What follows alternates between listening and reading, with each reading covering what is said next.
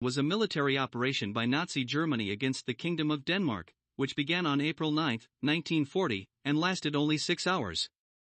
The first strike of the Wehrmacht was aimed at the Danish Air Force, resulting in serious losses for the Danish Air Force, which subsequently did not engage in combat.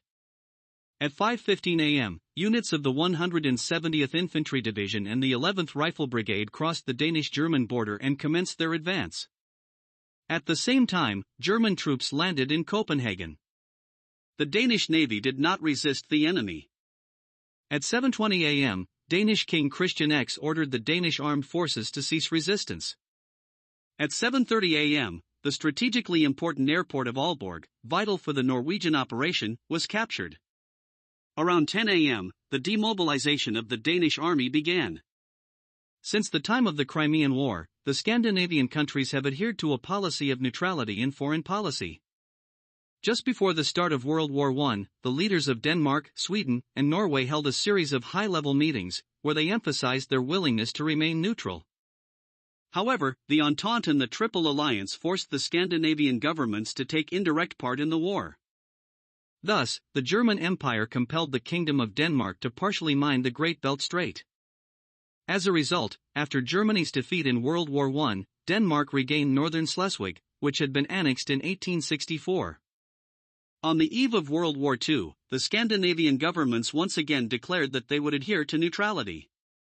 On May 31, 1939, a non-aggression pact was signed between Denmark and Germany. On December 14, 1939, the Wehrmacht command received orders from Hitler to explore the possibility of capturing Norway. Although violating another country's neutrality was politically undesirable, the operation also included the capture of Denmark. Airfields in Jutland were needed to supply the Norwegian landing. It was also necessary to ensure safe maritime traffic through the Danish Straits. For Denmark, the 170th, 198th, 69th, and 214th Infantry Divisions were allocated, as well as the 11th Rifle Brigade. The German command planned to land troops at the Aalborg airfield and in Copenhagen, as well as to begin an offensive on the Jutland Peninsula, in order to occupy Denmark as quickly as possible. Despite the fact that the Danish government was aware of the possible attack, it was decided not to begin deploying the armed forces of Denmark in order to eliminate the possibility of provocation from the German side. Before the start of World War II, the Danish armed forces were modernized and reorganized. In 1937, a unified command for Denmark's land and naval forces was established. At the same time, 4 Danish infantry battalions received bicycles and motorcycles. In the winter of 1939-40, the number of Danish armed forces increased from 6,600 to 15,000 personnel.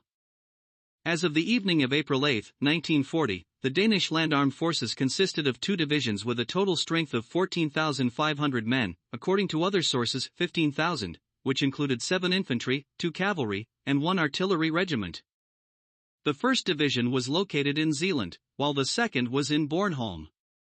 The Royal Guard Regiment was stationed in the Danish capital.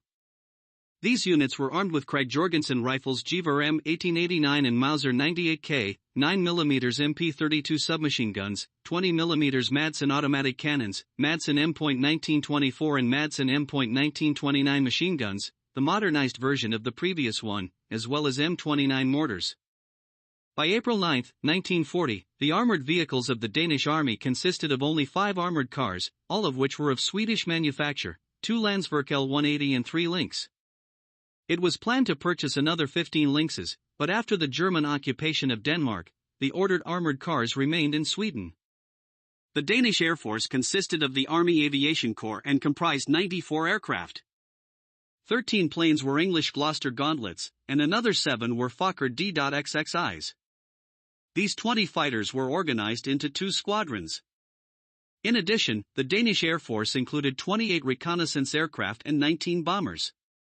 The Royal Danish Navy consisted of 2 coastal defense battleships, Petter Skram and Niels Juel, 9 minesweepers, Springeren, Storen, Saritteren, Sohunden, Havernen, Narhalen, Sullivan, Subjornen, Sulven, 4 minelayers, Lesson, Henrik Gerner, Quintus, Sixtus, 6 destroyers, Dragen, Valen, Lakesen, Glenten, Hagen, Ernen, and 11 submarines, Havmanden, Haverwen, Havkalen, Daphne, Dryaden, Bellona, Flora, Rhoda, Galathea, Ran, Triton.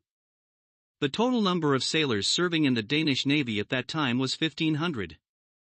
In addition, the Danish Navy included naval aviation, which was part of the Naval Aviation Corps and consisted of 13 Heinkel He-8 seaplanes and 8 Hawker Nimrod Mk-2 fighters.